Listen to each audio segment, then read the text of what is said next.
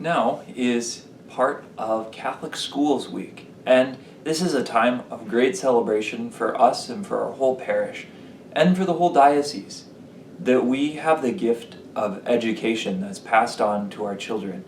This is something that's at the heart of evangelization, that's at the heart of what we do as a parish. Through the school, we reach hundreds of families that otherwise we might not have a relationship with. It's a chance for them to be involved in the lives of their children as part of Holy Spirit School, and hopefully as they continue on to Sullivan Middle School and to the Shanley High School, it's a chance to give your children a gift. And part of that is that I'm also a teacher at Shanley. I help in the sophomore or the second year, the 10th grade religion class with Mr. Brandon Schott.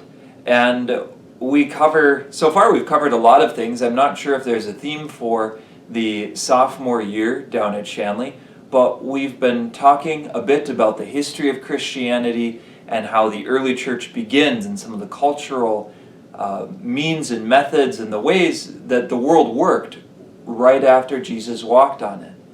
It's a world that's a bit different from the one that we live in.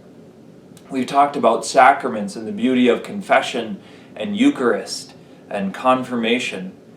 They've been learning a lot. And this year has been a crazy year to be in schools. I'm not sure what I could say about it other than COVID has made everything more complicated, and that's especially true coming in from the outside. And yet it's a tremendous gift. It's taken the students a while to warm up to me as a teacher and I think get to know me. They're finally learning that I don't bite, at least not too hard. But we do try and talk about some important questions. We try and talk about Christianity as a real religion. Sometimes it's easy for us to make Christianity something that's kind of fluffy, like clouds. They sort of float by and they don't impact us very deeply. They don't make a difference in our lives.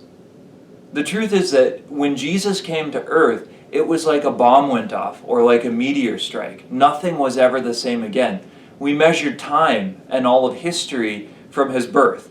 Well, more or less. Maybe they missed by a few years. But regardless, time is centered around Jesus.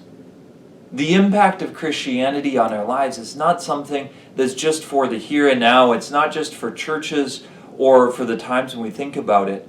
Christianity is a way of life that's hard, that's challenging, but also that's beautiful, more beautiful than anything we could ask or imagine.